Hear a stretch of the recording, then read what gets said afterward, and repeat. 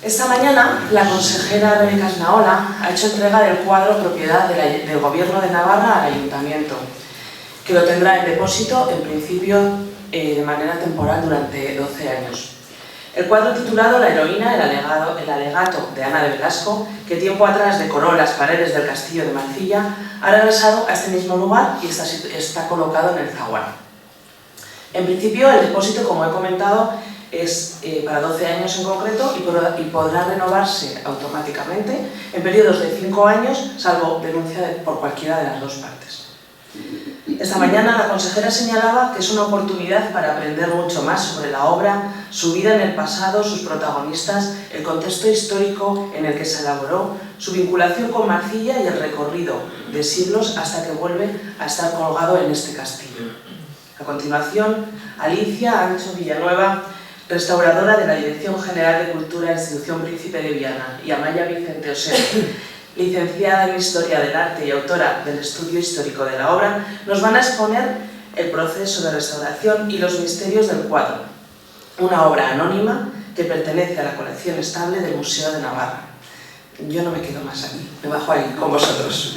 Vamos a tratar de a conocer un poco más sobre este cuadro tan grande. No sé si habéis pasado alguno ya a verlo por arriba, pero yo creo que sorprende por el tamaño que tiene. Bueno, es un señor cuadro digno de este señor Castillo, y yo la verdad es que llevaba muchísimo tiempo queriendo volver a verlo en sus muros, y yo creo que el año pasado se aliaron los astros para que esas ganas que teníamos todos de volver a verlo, pues como se tiene que ver un cuadro montado en su bastidor y en el sitio en el que ha pasado gran parte de su vida y con el que tiene mucha relación, pues vuelva a estar en su sitio y no en un almacén, porque bueno, los cuadros en los almacenes me parecen una cosa muy triste. Entonces, bueno, os voy a comentar un poco cómo ha sido toda la trayectoria de este cuadro desde que entró a formar parte de los fondos del Gobierno de Navarra, adscrito al Museo de Navarra.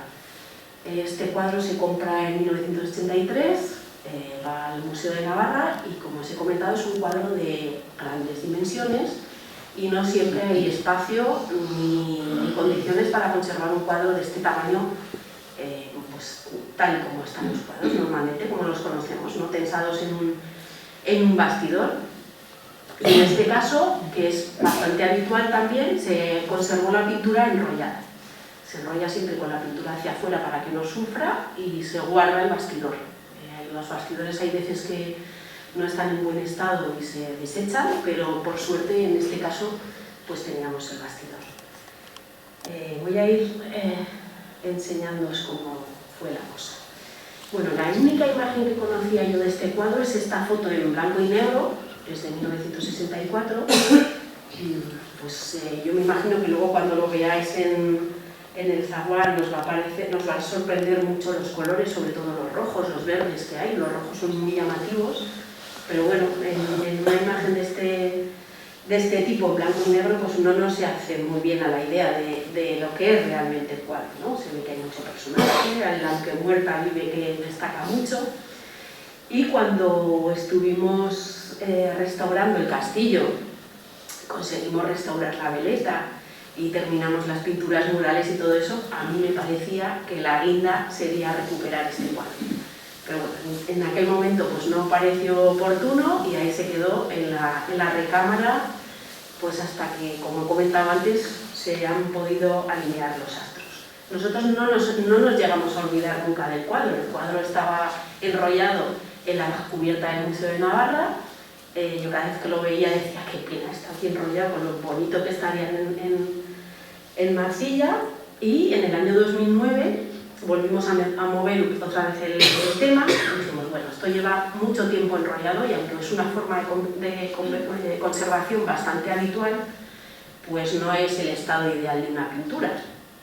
Entonces, en el año 2009 se desenrolló para poder ver cómo estaba la pintura y para tomar datos de cara a una posible restauración en el futuro, para saber de qué estábamos hablando, si van a ser 2.000 euros, 20.000 o 200.000.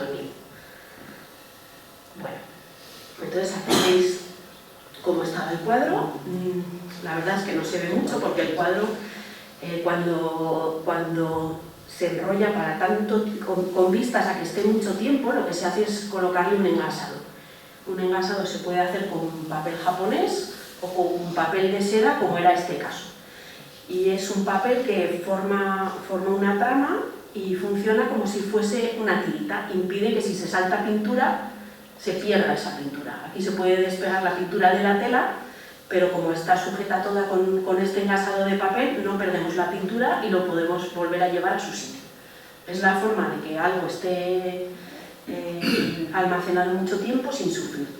La cola que se utiliza para este engasado es una cola orgánica que se diluye en agua caliente. Las personas más mayores seguro que la conocéis, y para los demás pues es una cola que se hace se vende ya hecha sin pastillas, hay que activarla, pero está hecha de huesos y piel de animales. La sensación es cuando coméis patitas de cerdo que se pegan los dedos, pues es lo mismo. Es la gelatina, es colágeno, y eso es lo que pega. Y luego te lavas con agua y se va, ¿no? Pues esto igual. Es un papel que además, ese tipo de cola se utiliza también a la hora de preparar el cuadro. Cuando el pintor preparó el cuadro también utilizó ese tipo de cola para hacer la preparación. Es algo que es muy compatible, no estamos metiendo ningún material extraño en el cuadro. Y es una técnica que se lleva utilizando muchísimos años y es, bueno, pues seguro. Ya veis que no se ve mucho, está todo tapado con el papel, entonces bueno, pero se ve más o menos si falta mucha pintura, si esa pintura está bien adherida a la tela, y además se estudió también por el otro lado. El otro lado pues te permite ver si tiene roturas, si no tiene, y en este caso, pues además de no tener mucha información por delante porque teníamos ese engasado, pues tampoco teníamos mucha información por detrás porque el cuadro estaba reentelado. El reentelado es una técnica que se ha utilizado durante muchos años sistemáticamente en restauración, que consiste en pegar a la tela del cuadro otra tela por detrás. Esto lo arma mucho, le da mucha consistencia en un primer momento, pero a la larga da muchísimos problemas, porque da mucho peso al cuadro, porque es meterle mucho adhesivo, no le dejas moverse bien, y entonces a la larga suele dar problemas. Pero bueno, nosotros ya habíamos tomado todos los datos y ya sabíamos por dónde íbamos a estar a la hora de redactar un proyecto de restauración. Esto es los almacenes de la cubierta del Museo de Navarra, y este rulo que tenéis ahí es donde estaba almacenado el cuadro de Alta de Velasco. Bueno, pues por fin el año pasado se alinean los astros, hacemos todos los papeles habidos y por haber, si proyecto y permiso del museo, permiso de tal y reserva de crédito, ya tenemos todos los dineros en marcha y el equipo que iba a trabajar en la restauración, y vamos a por él. Y ya veis, esto tan grande no nos cabía ni de montacargas, así que desde la cubierta del Museo de Navarra a mano por las escaleras, lo pudimos cargar en el camión. Y como el taller del Museo de Navarra tiene un taller de restauración de pintura que está muy bien dotado, pero tiene una puerta muy pequeña. A veces los arquitectos no piensan que por las puertas tienen que pasar cosas, y el rulo pasaría, pero el cuadro montado no iba a pasar, entonces no podíamos restaurarlo en el taller del Museo de Navarra. Tenemos unas instalaciones que sí pueden acogerlo, y entonces lo que hicimos fue trasladarlo al almacén de arqueología que está en Cordovilla, lo que era la antigua Superset, y ahí organizamos un espacio para poder trabajar con un cuadro tan grande. El cuadro mide la pintura, el cuadro ahora con el marco mide bastante más, pero la pintura, para que os hagáis una idea, son 3,63 de largo. Es un señor cuadro. Y bueno, necesitábamos una mesa muy grande donde poder extenderlo. Ahí al fondo veis el rulo, y en la mesa, pues que además tiene que ser una mesa sólida porque trabajamos con pesos, pues ahí pudimos extender la pintura y volver a revisarlo por si había habido cambios desde ese 2009 que se había revisado hasta ahora. Ahí lo tenéis extendido una vez desenrollado, y esto es como se ve en una cenital, pues subido una escalera para ver pues, más o menos si seguíamos teniendo toda la pintura, si había zonas donde había fallado el papel, por ejemplo. Bueno, y veíamos pues cositas. Esta sorpresa de que en la foto en blanco y negro no se apreciaba, pero es un dorado almistión, que es una cosa curiosa. Veíamos también el escudo, que ya nos empezó a pensar que aquí pasaba alguna cosa extraña. Y bueno, y este es el aspecto, esto es una rasante para que veáis cómo el estar casi 40 años enrollado en un tubo, pues acaba deformando mucho, ¿no? Y esto luego llevarlo a estar completamente plano para poder tensarlo en un bastidor y que sea un cuadro pues como debe ser, pues lleva su tiempo. Entonces se trabaja sobre este papel, pero antes de retirarlo, como os he comentado antes, la pintura está rentelada. No sé si os fijáis ahí, no es tan fácil de verlo porque se suelen buscar telas muy parecidas. Entonces veis abajo, yo no sé si sale el ratón, no sale, ahora. Vale, veis aquí, tenéis el borde de la pintura original, veis esta tela más oscura, y esto es la tela que está por detrás pegada. Es muy parecida a la trama, es un poco más abierta, pero estaba completamente encolado, menos en algunos sitios que hacía unas deformaciones que no íbamos a poder llevar a su sitio. Ahí veis un poco donde se levanta la pintura original y esa tela del rentelado y el papel que os comentaba el papel de seda que sujeta la pintura. Bueno, entonces sin retirar ese papel, porque nos está ayudando a mantener la pintura, se le da la vuelta y se empieza a separar las dos telas. No siempre se puede hacer esto, pero aquí tuvimos suerte y se pudieron separar las dos telas. ¿Veis cómo está saliendo? Poco a poco. Hay zonas donde se nos complica un poco la existencia porque bueno, pues a veces surgen problemas a lo largo del tiempo y alguien tiene la maravillosa idea de inyectar cola blanca de carpintero por los agujeritos. Se supone que para arreglar, pero no fue una idea muy buena, ¿no? Y muy brillante. Y ahí esa zona sí que dio bastante guerra.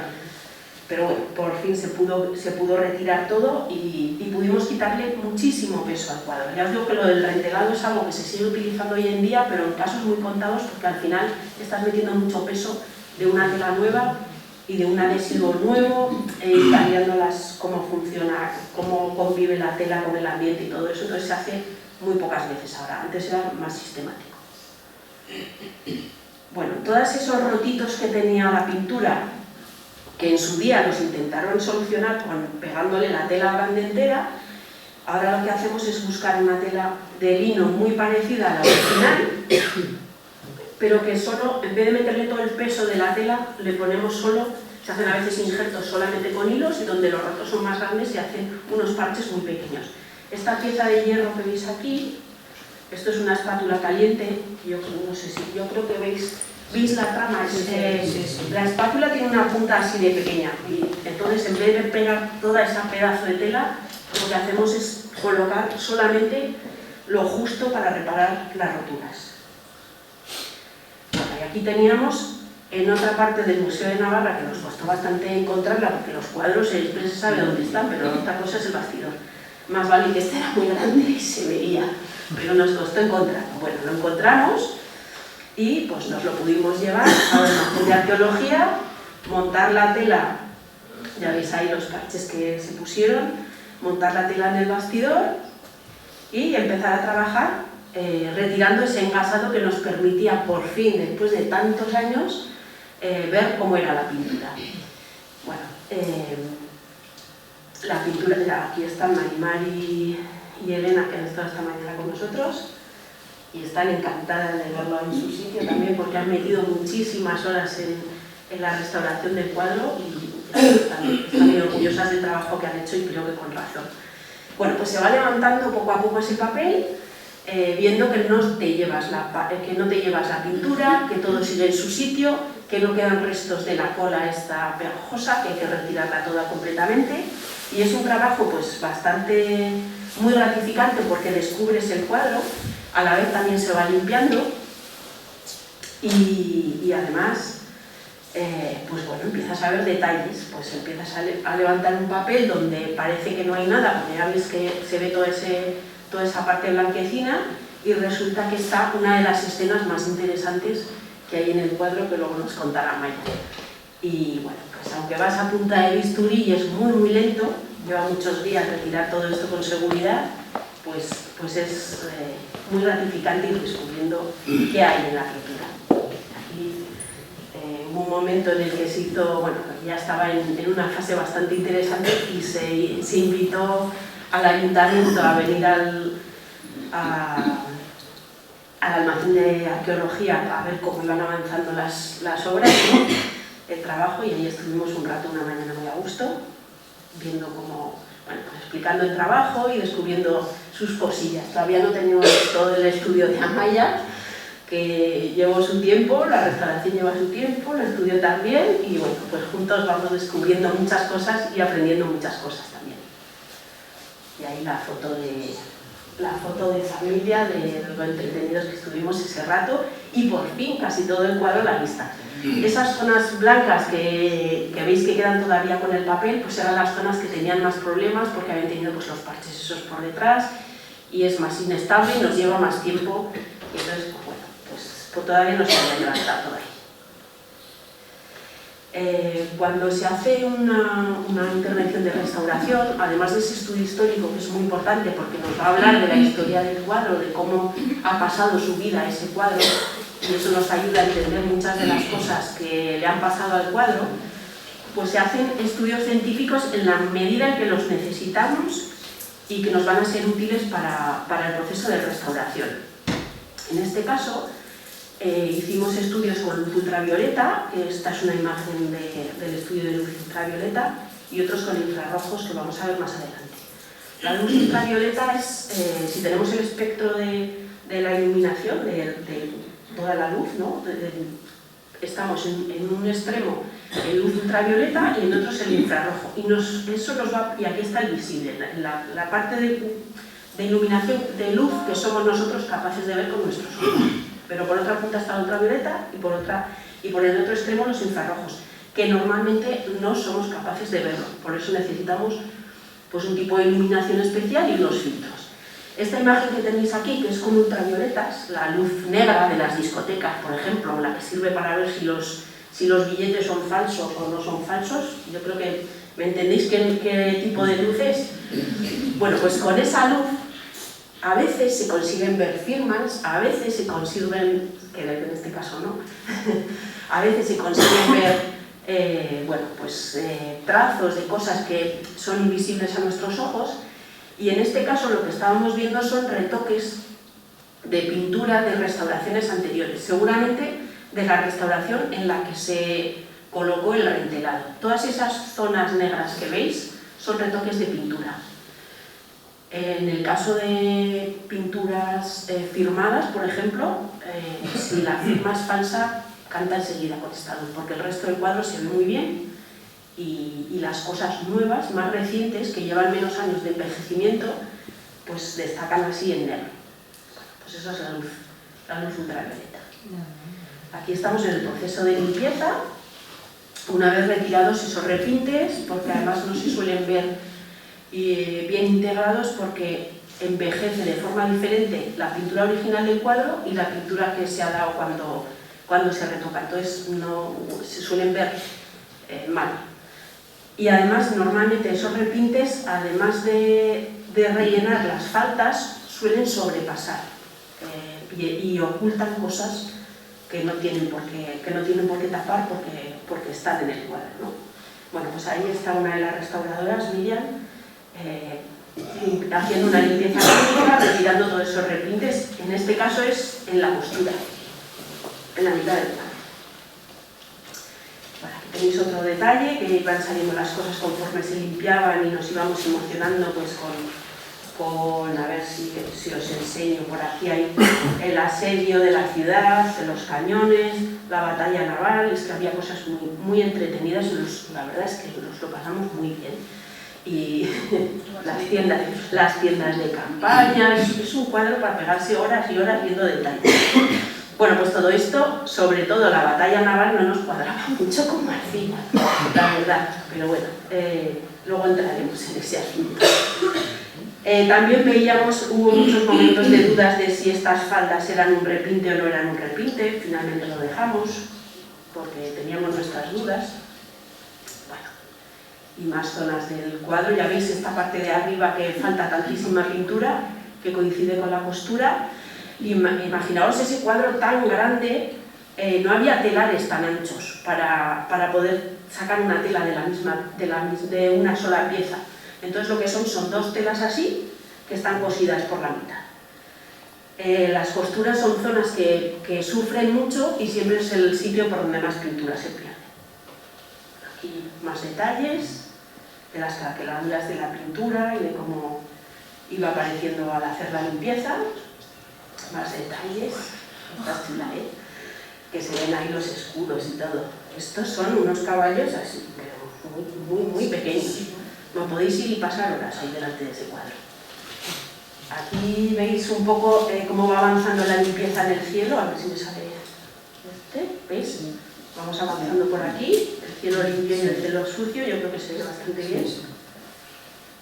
¿Vale? La batalla naval en Marcilla.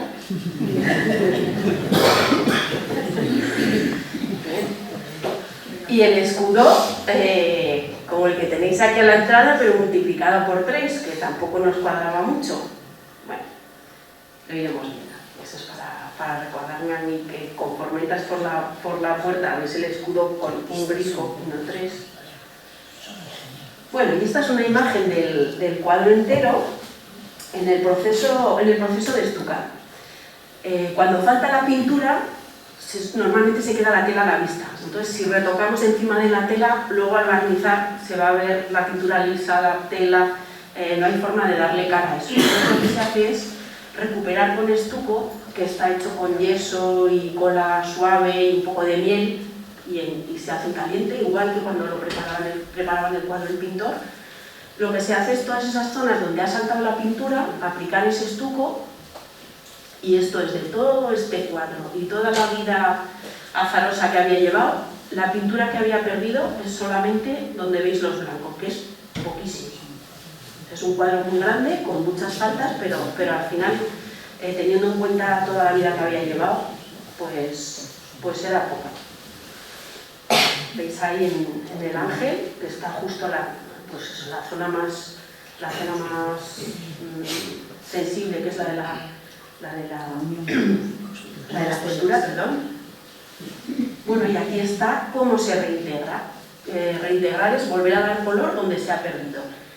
Me gustaría que os fijarais en lo fino que es el pincel que está utilizando, y cuando os acerquéis al cuadro no se imita la pintura, sino que se hacen unas rayas muy finas. Así un especialista, cuando va a estudiar el cuadro, cuando ve rayas ya sabe que eso no forma parte originalmente del cuadro, sino que es una intervención de restauración, porque hay muchas zonas que son importantes para identificar a un pintor, por ejemplo, cómo se hacen las caras, cómo resuelve un pintor los ojos, los rasgos, que si los pinto yo, pues no vale nada. Tiene que ser la parte original del cuadro, ¿no? Por eso, pues, desde hace muchos años lo que se utiliza es un rayado muy fino, que de lejos no se ve, pero que cuando uno se acerca, si está investigando en el cuadro, pues lo ve perfectamente y ya sabe que eso no forma parte originalmente del cuadro. Y ahí veis el ángel, una vez terminado, con esas rayitas finitas. O sea, uno ya ve aquí que es ángel y que es trabajo de restaurador, no forma parte de la pintura inicial. Bueno, otro de los estudios que hicimos, como os he comentado al principio, además de esa luz ultravioleta, que nos permitía ver unas cosas, un estudio con infrarrojos. La luz infrarroja es la que utiliza, por ejemplo, para cazar de noche. Permite ver ciertas cosas que nuestro ojo no puede ver. ¿Qué buscamos los restauradores en un cuadro cuando estamos trabajando con luz infrarroja? Pues lo que vemos son el trazo, muchas veces se ve el trazo de la pintura original, que empezó a dibujar el pintor sobre la tela y que acabó pintando. Casi siempre es lo mismo, pero hay veces que no. Hay veces que encuentras incluso otro cuadro debajo del que estamos viendo nosotros, le pones la luz infrarroja y ves, pues en vez de un paisaje, un bodegón. Y en este caso había zonas del cuadro bastante curiosas y queríamos ver si eran originales del cuadro o se habían pintado después. En este caso tenéis la luz infrarroja, nos lo había comentado, se ve siempre en blanco y negro, no se ve en color. Entonces ahí tenéis la misma parte del cuadro, en la zona en color es la visible y en la derecha, que está en blanco y negro, es la infrarroja. Queríamos ver si originalmente el pintor pintó la espada, pintó la corona de laurel, si la espada era de ese tipo de espada o la habían cambiado, y esta coronita que aparece aquí encima, no sé si la veis bien, que es un poco extraña, hay una corona aquí encima del mar. Vamos allá, se os cuenta eso. Bueno, pues ahí estaban todas esas cosas raras que veíamos, estaban desde el principio. También nos sirve para ver, igual que con nuestra violeta veíamos lo que eran repintes, pues aquí también con el infrarrojo, ¿veis? Lo que hemos pintado nosotros no se ve blanco.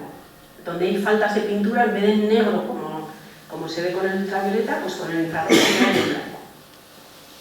El escudo, que era otra cosa que también podía haber estado manipulado, pues no, veíamos que exactamente era lo mismo lo que estábamos viendo con el infrarrojo, que lo que se veía directamente en el cuadro. Y esta, que era una parte que también nos parecía un poco curiosa, pues ya vais a ver lo que se ve aquí. Claro, las letras se siguen viendo porque es un dorado y el dorado se ve muy bien. Pero si os fijáis en la parte de abajo, fijaos la línea de debajo de Vive, ¿veis algo diferente?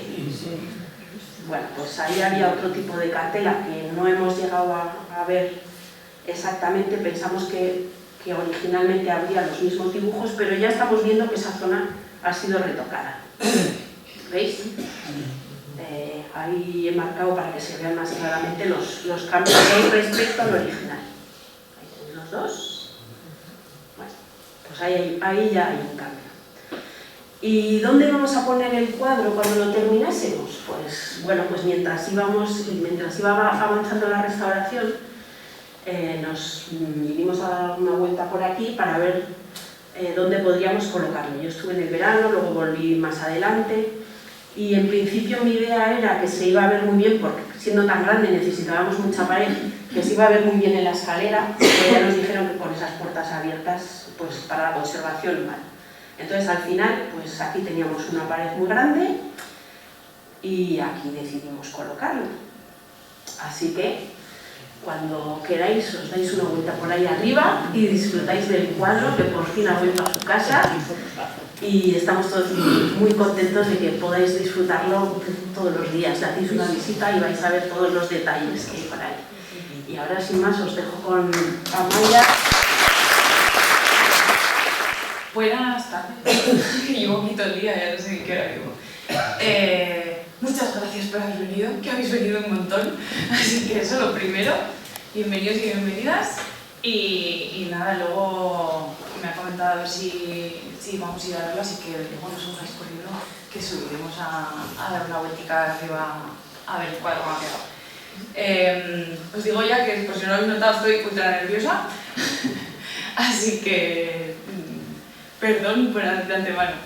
Y sí, es un tema complicado y sobre todo de seguir, ¿vale? Entonces, aquí como en el cole, si tenéis cualquier duda, me levanté la mano y me diréis, no me he enterado de esto, vuélveme a contar, ¿vale? Porque es un poco enrevesado. Cuando me pidieron desde el Servicio de Patrimonio que hiciese el estudio de la obra, al principio, claro, no veíamos nada, teníamos esa foto en blanco y negro y tuvimos que empezar pues de dónde había salido el cuadro y cómo había llegado hasta donde está a día de hoy. Entonces, ya en el 68 se ofreció el cuadro y otros 7 a Príncipe de Viana y en ese momento no hubo un acuerdo de compra. En el 77 el castillo se vendió, entonces ya dejó de ser de la familia de los marqueses y ya en el año 78 se volvió a ofrecer el cuadro de la heroína, pero en este caso ya solo el que tenemos ahora, solo el de Ana de Rescos. Los otros no se ofrecieron en ese año.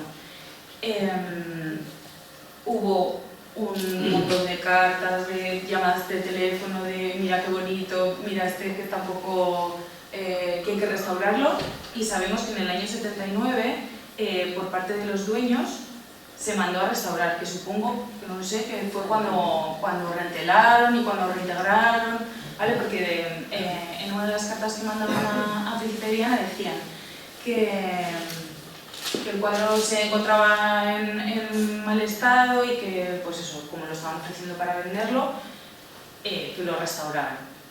Eso en el año 79, bueno, pues no hay documentación ya hasta el 83, que de repente volvieron a mandar una carta de sigo teniendo el cuadro, pues si lo queréis, ya está restaurado, y volvieron a mandar fotos y hubo una negociación y entonces al final se llegó a un acuerdo y en el año 83 se compró.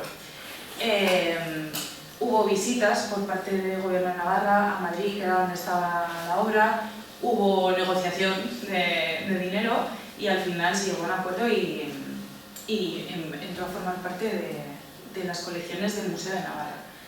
Estuvo enrollado todos estos años y han estado luchando porque se restaure, y al final el año pasado se llegó a restaurar. Os he puesto una foto es 1916, el castillo. Está en el Archivo General, por si alguien la quiere ver. Si buscáis Castillo de Marcilla, hay muchísimas fotos en el archivo. Si no los habéis visto.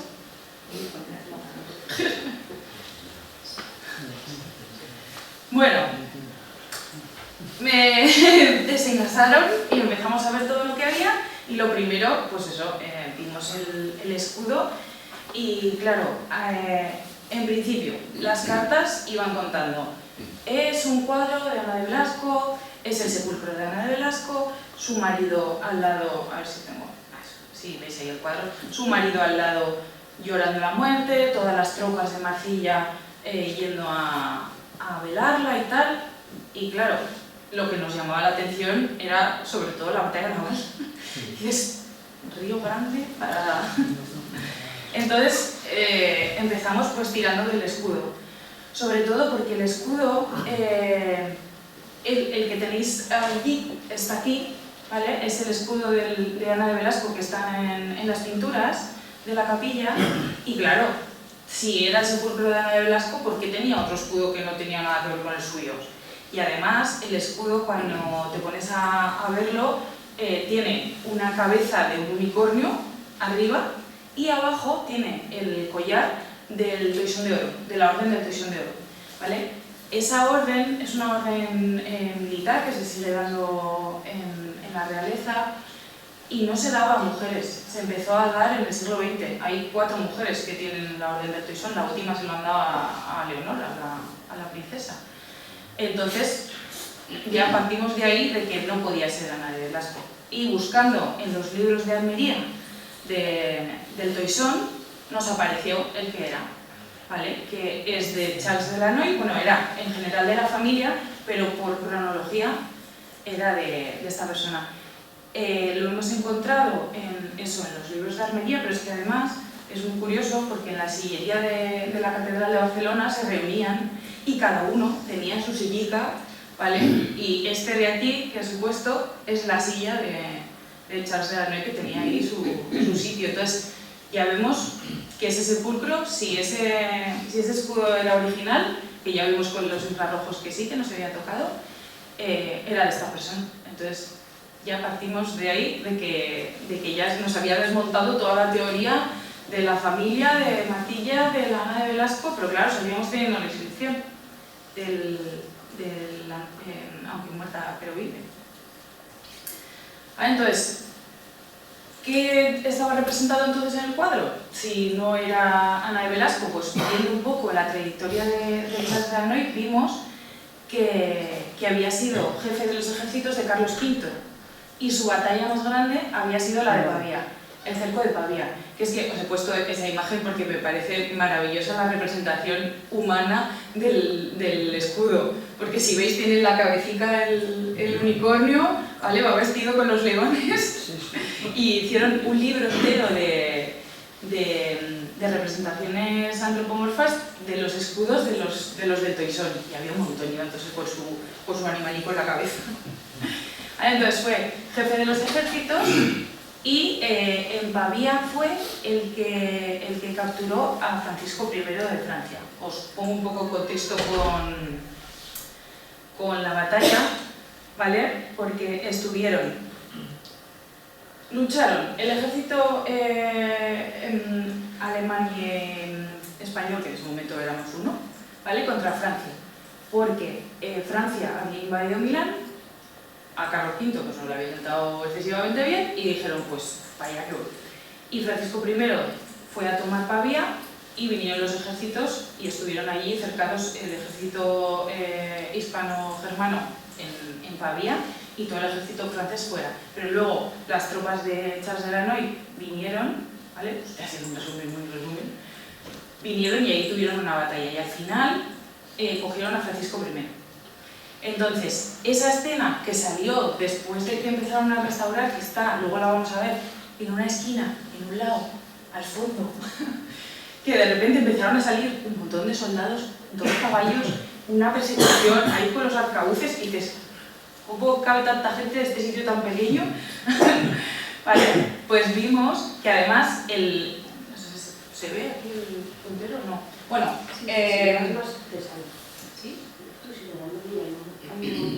No, pero con esta presentación yo mismo con la persona que tenéis aquí, en el otro lado. Sí, con ese, ¿no?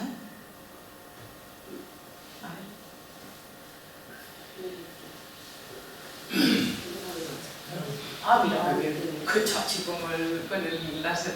Bueno, pues este lleva en la espalda, que también es un personaje así de pequeño, ¿vale? Lleva en la espalda el mismo escudo, ¿vale? Porque este sería Charles de Lannoy, este es Francisco I y este sería el escudero que iba con el escudo en la espalda. Entonces, esta escena es la que nos dio la pista para saber que era Pavía, porque fue como el momento cumbre, porque a partir de ahí los enfrentamientos con el ejército francés se acabaron. De aquí a Francisco I se lo llevaron a Madrid, que si vais a Madrid a la plaza, ¿cómo es la plaza de la Villa? Me parece que es. Que hay un montón de edificios que en todas las visitas guiadas te ponen en el centro y te dicen este edificio es del 14, del 15, del 16, del 17, del 18, del 19, tienes un edificio de cada siglo. Bueno, pues en esa plaza es donde estuvo Francisco I recluido. ¿Qué tiene que ver también esto con nosotros? Pues que por esta batalla, por ese prendimiento y porque cogieron a Francisco I, cuando lo soltaron, una de las condiciones, de las más importantes, Carlos V le dijo, vale, yo te suelto, me firmas esto, el Tratado de Madrid, de no voy a seguir intentando invadir todas tus cosas, pero además vas a dejar de ayudar a los navarros. Entonces, claro, Enrique II se quedó sin apoyos, no pudo seguir luchando contra las tropas de Carlos V y fue uno de los puntos clave por lo que Navarra dejó de luchar por la independencia del reino. ¿Vale? Entonces, también tendría que ver con la historia de Ana de Blasco en ese sentido, por la defensa de Navarra. Aquí ya nos vamos un poco a la obra. Esto sería el cerco de Pavía. Os voy a poner las imágenes del cuadro en un lado y otras que pues más o menos de la época. Entonces ya vemos que está aquí la ciudad sitiada, tenemos las bandericas, que es que aquí no las veis, pero luego las vais a ver que es que iban limpiando y van saliendo banderas por todos los lados y era como, ¡ay, Dios, mira! ¿Vale? Y tenemos aquí en el Torreón una, luego aquí hay otras dos, los baticos que os ha puesto antes Alicia, se ven los dos bandos, ¿vale? Los de azul son los franceses y los que llevan con la cruz de San Andrés es toda la parte de los indios de Flandes. Y había, rodeando la ciudad, veis por aquí, todo esto es el río que está en Pavía y en ese momento era navegable. Esta es la escena que os he dicho antes, mira, estas bandericas salieron, ¿vale? Con la restauración y veis que están persiguiendo, aquí va con el arcabuz, le tira al caballo, ¿vale? Esta es como una parte de la escena y luego aquí sería la continuación, ¿vale? Y aquí sería la rendición, el momento en el que se estaba rindiendo. Ahí hay muchísimas representaciones de esta escena. Encontramos, vamos, si buscáis, rendimiento de Francisco I, en internet, os van a salir, además siempre así, con el caballo en el suelo, porque le tiraron al caballo y rindiéndose.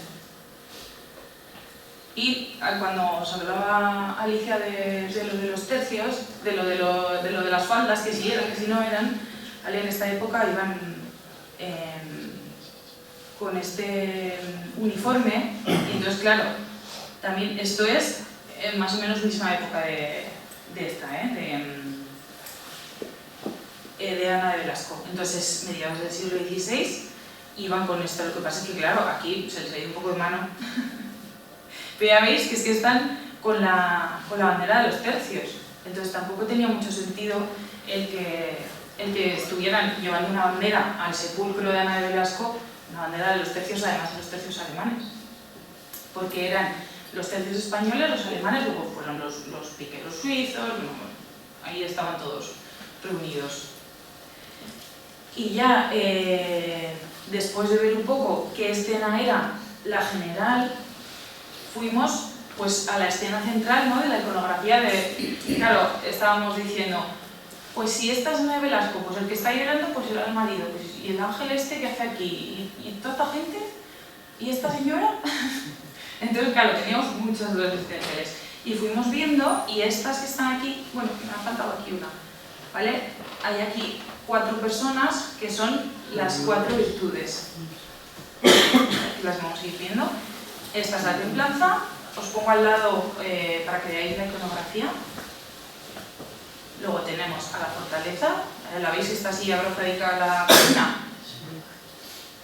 Yo no tengo unas fotos tan chachis como las de Alicia, porque Alicia tenía ya las fotos de después de la restauración, y yo como fui yendo al proceso, pues claro, mis fotos son de mientras.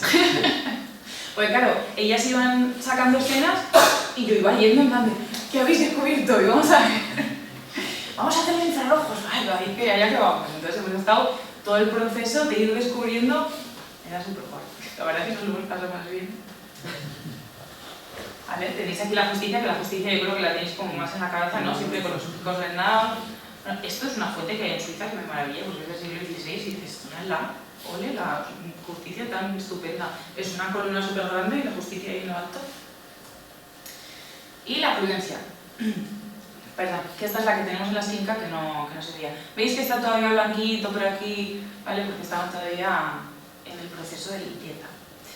Luego, esta persona que tenemos aquí, claro, tampoco nos cuadraba mucho con el resto, y viéndola en conjunto con el ángel, el supuesto ángel, y con la otra persona aquí debajo, pues vimos que era una representación de Atenea, ¿vale? Porque Atenea y Ares son los dos dioses de la guerra. Entonces tendríamos aquí a Atenea por un lado y a Ares por el otro, que luego os lo voy a enseñar. Entonces Atenea era la encargada de coronar a las personas que luego, o sea, que habían como ganado en las batallas, que eran dignos de haber tenido una batalla, pero no solo de fuerza bruta, ¿vale? Sino Atenea era la diosa de la guerra inteligente. ¿Vale? De que los buenos mandatarios, los buenos dirigentes son los que acababa coronando ella. Entonces aquí tenemos un tapiz aquí tenemos también a la fama, que podría ser esta también con las trompetas, coronando a las 2 personas que habían vencido en la batalla. ¿Vale? Y la vemos vestida como una matrona romana, con el escudo, con el casco y con la armadura. ¿Vale? Y la parte de abajo, que era también algo que no entendíamos y seguimos sin entender muy bien porque tampoco está muy claro, tenemos la coronación, que es Atenea, ¿vale? La que está coronando, ¿veis aquí? Pero claro, ¿a quién está coronando? Porque está encima del sepulcro y esta mano está como saliendo de la nave, porque aquí está coronando 2 personas. Este ya tiene la corona puesta y aquí está para coronar. Entonces, le hemos dado muchas vueltas, pero todavía estamos en ello, porque claro, esta corona que hemos visto antes, que os ha dicho Alicia, es una corona imperial, ¿vale? Entonces, claro, si esta persona era capitán de los tercios de Carlos V era emperador, pero claro, cuando hicieron esta obra, es que al pobrecito, bueno, le dieron todos los títulos del mundo y, vamos, fue su mayor batalla, y a los 2 años se murió, o sea que tampoco le dio para disfrutar mucho. Entonces, claro, lo está coronando Atenea, lo está coronando ya muerto, lo están coronando como representante de no sé, como en Carlos V también era como la ley de la cristiandad en este momento, era el defensor, ¿vale? Está Dios coronándole, es que son todo dudas, estos cuadros son más de dudas. ¿Vale? Entonces, sabemos que es Atenea que le está coronando, pero no sabemos exactamente ni si es a él, si es esta otra persona o es Dios a la vez con Atenea. Bueno, luego lo veis y a ver qué os parece. ¿Vale? Además, en las órdenes militares, si veis, esto es la esta de San Fernando, que será la laureada de San Fernando, ¿vale? Que es la corona de laurel y son 4 espadas. Y aquí tenemos la corona de laurel y la espada. Entonces, es el máximo galardón que se da a un militar. Aquí tenemos a Ares, que si lo veis, o sea, podría ser el doliente marido de Ana de Velasco, pero tiene más pinta de dios romano. Visto así, no veo yo al marqués de Zaces de esta risa llorándole. ¿Vale? Entonces, viendo un poco la iconografía que tiene el dios, viendo que está Atenea por detrás con el escudo, entonces sería un poco esa cualidad del buen guerrero, ¿vale? Porque es buen mandatario, porque tiene como la parte de la inteligencia militar, y luego también Ares, que es como el dios de la guerra, pero el dios de la guerra violenta, ¿vale? El dios de la guerra de los soldados, de estar ahí en primera línea. ¡Uepa! Que se nos va. Y luego tenemos un angelito que también nos ha ido de cabeza, porque si fuese un ángel con plumas, pues diríamos, es la fama, se acabó. Pero es que tiene las alas de mariposa, que luego las vais a ver, bueno, de mariposa, mariquita, libélula, que tiene unos puntitos, que... Entonces, está con las 2 trompetas y entonces está anunciando algo.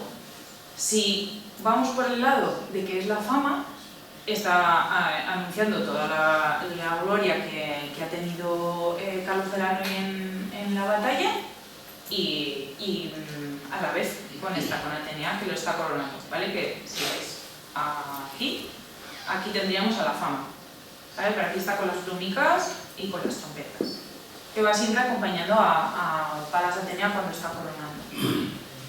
Pero por otro lado, también puede ser la representación del alma humana, porque cuando hicieron a los humanos, el alma humana se representaba con las alas de mariposa, y podría ser también una alegoría del alma saliendo porque está subiendo del sepulcro, y también una alegoría de Thanatos, que es como que también de la muerte, que está anunciando la muerte de Charles Danoy. Entonces, yo creo que se nos ha juntado ahí un poco las 3 cosas, pero podéis agarraros a la teoría que queráis, ¿eh?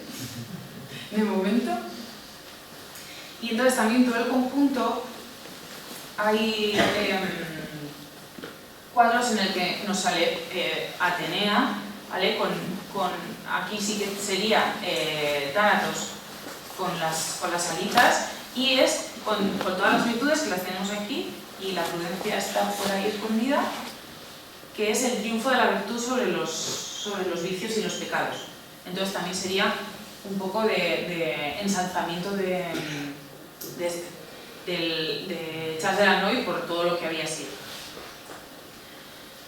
Y ya nos vamos a meter aquí un poco en tomate. Saliendo de la obra, os he dicho antes que se ofrecieron varias a la Diputación cuando era presbiteriana, antes de vender al castillo. Entonces, en el año 1926, en una de las revistas en La Esfera, se hizo un reportaje. Esto era como el Ola. Entonces, se iban a los sitios Te enseñaban todos los cuadros, el sitio, mira qué casa tan chula tengo y mira qué cuadros más maravillosos. Entonces, todos estos cuadros se suponía que tenían una colección de retratos de los marqueses de Falces. Entonces, tendríamos aquí a Pies de Peralta, a Gastón de Peralta, ¿vale? Y en la obra pone que Pies de Peralta, primer marqués de Falces. Entonces, era el abuelo del primer marqués de Falces, o sea, quedaba aún un rato para que existiese el marquesado, ni siquiera. Pero bueno, lo mencionan y todas estas obras, todos los retratos tienen una cartelita aquí debajo. ¿La veis? La de Gastón de Peralta. Hay una cartelita ahí así con... ¿Vale? Pues aquí abajo hay otra. Y en los otros también este niñito tiene una por ahí, este la tiene aquí, menos este que ya es del siglo XVIII y ya no tiene cartela. Esa cartela. ¿Vale? Pues ahí abajo, os lo prometo, que aquí no se ve, pero en las dos últimas líneas pone Marqués de Falces. Entonces, eso quiere decir que estaban todos los cuadros identificados. Ponía, en la revista ponía que Pies de Peralta era el primer marqués. ¿Por qué? Porque en la cartela ponía primer marqués de Falces. En la de Gastón de Peralta que ponía tercer marqués de Falces. ¿Qué pasa? Que este cuadro estaba firmado. Estaba firmado y ponía aquí que era de Jan van der Hamen y estaba firmado en 1626. Pero claro, buscando la firma, buscando la fecha y buscando la obra ahora mismo a ver quién la tenía, porque ya no lo tienen los dueños, pues encontramos este. Este es el de verdad, el tercer marqués de Falces, ¿vale? Este es Gastón de Peralta, pero este que tenemos aquí, que no me vaya a mí, ya verás tú, se me va a quedar. Pero no quiero que salga la otra. No. Lo voy a poner normal, a ver si me deja. Es mucha chiriflauta, pero luego es un rollo. Este de aquí. Fuera. Este, ¿vale? Esta obra, ahora mismo, no sabemos dónde está, pero encontramos que en 2011 el gobierno de Canarias la había hecho bien de interés cultural, y es el retrato de este señor, segundo conde de Solré, que es Países Bajos y por allí, y ha desaparecido la cartela. O sea, han hecho una restauración y un estudio en el que han decidido que este señor no es el tercer marqués de Falces, ¿vale? Y le han borrado la cartela porque era un añadido posterior. ¿Qué pasa? Que cuando empiezas a ver que este señor no es el marqués de Falces, porque además lleva el toisón de oro, ¿vale? Lleva también el collar, y el tercer marqués de Falces nunca fue de la orden, dices, ostras, pues es que igual el resto de cuadros tampoco son los marqueses, ¿sabes? No son retratos de ellos. Y me hice un árbol que me costó bastante aunar a toda la familia.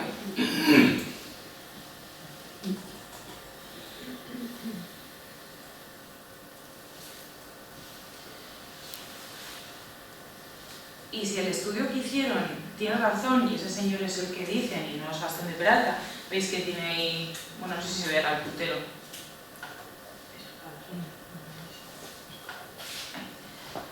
¿Veis ahí que tiene las cartelicas? Pues claro, si ya no eran los marqueses y era este señor, y han hecho un estudio como para determinar eso y como para atreverse a quitarle las cartelas porque estaban muy seguros de que este no era. Entonces, haciendo un poco, no sé si qué tal se ve, no se ve ni porra. Bueno, os pongo... A ver, la quinta marquesa de Falces, aquí es cuando vienen los líos de... es esta, ¿vale? Que se casó con el tío del retratado. O sea, es que vino de rebote a formar parte del patrimonio de los marqueses de Falces por vía de un casamiento, ¿vale? Entonces, este retrato que nosotros teníamos como tercer marqués de Falces, que no es, porque ya sabemos quién es, entró a formar parte del patrimonio porque se casó con la marquesa y entró en el en el castillo, ¿vale?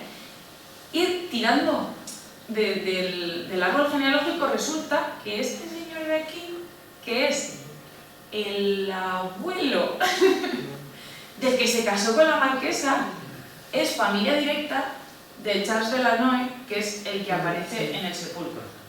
Entonces, así a bulto, tiene pinta, teorías de la vida, de que heredaron un montón de cuadros por todas las vías de la familia y en algún momento decidieron que iban a ser todos marqueses de Falces. Ya no de Velasco. Entonces, esto es un árbol genealógico que se hizo en el 17, que está también en el Archivo del Patrimonio Nacional. Entonces, tenemos aquí todos los casamientos de todo el mundo. Entonces, tenemos a Felipe de Lannoy, ¿vale? Aquí tenemos al tío del retratado y aquí tenemos a la quinta marquesa de Falces, ¿vale? Y aquí tendríamos a otro de los Lannoy, que es el que entró por este abuelo, el abuelo. ¿Qué pasaba con...? Tengo aquí lo del boletín de canales, se me ha colado de sitio. Esto es cuando declararon bien de interés cultural el cuadro, que es que cuando vimos todo esto, nos pusimos en contacto con el gobierno de Canarias y les dijimos, ¡ay!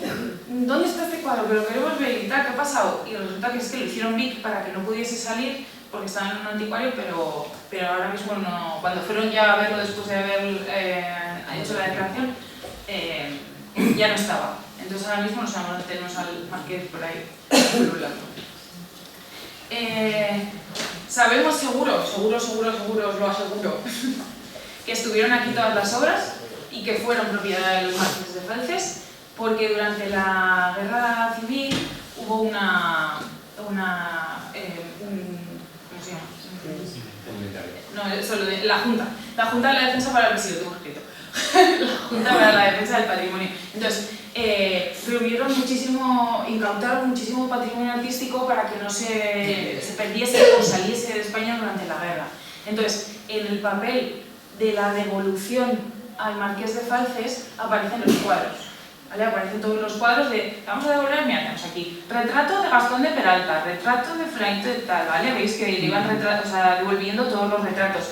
¿Y por qué en el resto te pone retrato de dama y aquí te pone Gastón de Peralta, tercer marqués? Porque estaba escrito en la cartela, ¿vale?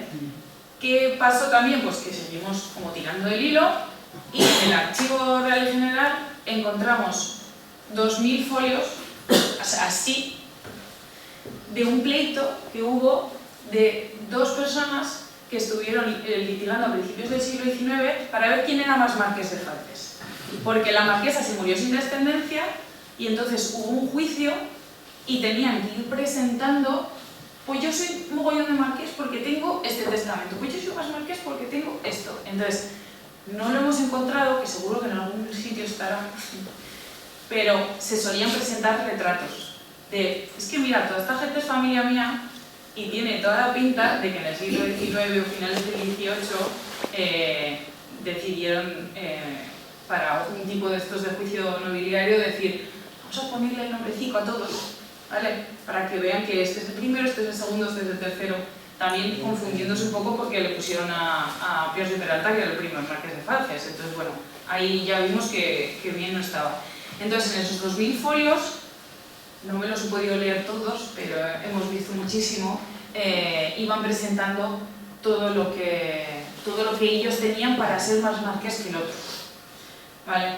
Y entonces, pues, con esto y toda la documentación que os he enseñado, pues hemos hecho pues, más o menos la teoría de dónde ha podido salir, por qué ha podido acabar esto así y qué pasa con Ana de Velasco y nuestro cuadro.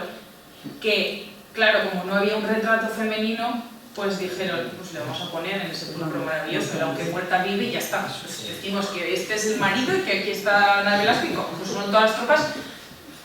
La batalla naval no se ve, no pasa nada. Y decidieron en ese momento que se amoldase un poco a las necesidades que tenían. ¿vale? Y nada, y con esto y un bizcocho. Esta fotografía es de mediados del 19, de cuando estaban todavía litigando ahí para ver quién era más Márquez, ¿vale? Y están también en el archivo, si la queréis ver. Pues nada, muchísimas gracias, y los que queráis subir vamos a ver todas las escenitas del cuadro. En primer lugar, muchas gracias por vuestra asistencia, por vuestra atención. Yo creo que realmente ha merecido la pena escuchar en esta tarde a Alicia y a Maya. Agradeceros también a las dos vuestra generosidad también con el tiempo por haber estado esta tarde con nosotros. Agradecer también a Patrimonio, al Gobierno de Navarra, porque a pesar de que no sea el cuadro de Ana de Velasco, pero vuelve, pues no sé si a sus orígenes, porque ya visto el árbol genealógico que nos has presentado, pues realmente no sabríamos dónde estaba originalmente la pintura, pero realmente pues yo creo que el lugar que se ha elegido, yo creo que es un lugar precioso. Realmente no tiene nada que ver cuando por primera vez nos invitasteis a verlo, pues es que no se apreciaba prácticamente nada. Desde luego que la escena de la derecha no se podía apreciar, no se apreciaba tampoco el escudo, se veía muy ahí empañado. Entonces, sí que en algún momento comentamos con Merche y le dije, a mí este escudo no me suena absolutamente de nada. Yo no sé aquí qué pintará Ana de Velasco, además del epitafio, pero salvando eso, realmente sí que nos extrañó también el ver allá la bandera de San Andrés, donde decíamos, no nos cuadraba mucho. Bueno, pues gracias por desentrañar ahí el misterio que encierra la obra. Gracias también pues, por esa magnífica labor de restauración que habéis realizado, porque desde luego que si hubieseis visto cómo estaba inicialmente a cómo ha quedado, realmente es que es digno de un trabajo tan minucioso, tan detallista el que habéis llevado a cabo. Y bueno, pues como nos han lanzado el guante de que ahora nos lo van a enseñar en primera persona, antes de nada sí que me gustaría pues hacer pues por parte del Ayuntamiento y en nombre de toda la corporación pues una entrega de vuestro paso por Marcilla. Es una cosa muy sencillita, pero pues ahí para que os acordéis de nosotros y que no sea el último cuadro que restauréis para que venga al Castillo de Marcilla. Yo anteriormente, esta mañana, le he dicho a la consejera, se nos queda un poco huérfano, ahí todavía hay pared para seguir colocando algún cuadro más, entonces, bueno, habrá que tirar de los hilos. Bueno, pues sin más, si alguien antes de ver el cuadro quiere realizar alguna pregunta, pues aprovechad ahora para hacerla.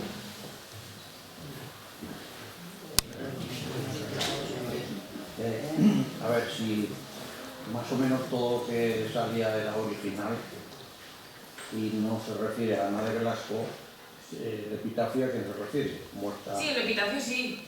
O sea, el epitafio lo pusieron después, claro, las original. No.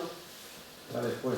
Claro, las cartelas que habéis visto en los cuadros que estaban todas puesticas en la restauración que han hecho del tercer marqués, que resulta que no, se la llevó por delante. Entonces, lo que queríamos nosotras era hablar con los que habían hecho la restauración para ver qué tan seguros estaban de eso como para quitarle la cartela. Porque sabían perfectamente quién es, porque, claro, luego buscando a la persona que aparece retratada, aparecen los libros de caballería de Toisón, como aparece Chas de Vanoy, se sabe que es él, o sea, hay más retratos de él, y ese no se parece nada a los retratos que sí que hay de Gastón de Peralta, o sea, que sí que se ve que no coincide, que han hecho un estudio y que se han plantado a quitarle la cartela. Claro, ¿Nosotros por qué no la quitamos? Pues porque forma parte de la obra y de la historia. A mí es que nos parece... Claro, quitarlas como quitarle parte de la historia. Hubo un momento en el que hace 200 años alguien decidió, pues hay que tunear esto para que nos sirva para justificar que yo soy más marqués de Saltes, ¿no? Pues venga, Ana de Velasco, un personaje mítico del castillo, pues que no tiene retrato, pues lo vamos a poner aquí. Esto es el Principito que hay en esta caja, pues un cordero. Pues aquí ya no sé. Es que no te lo creas.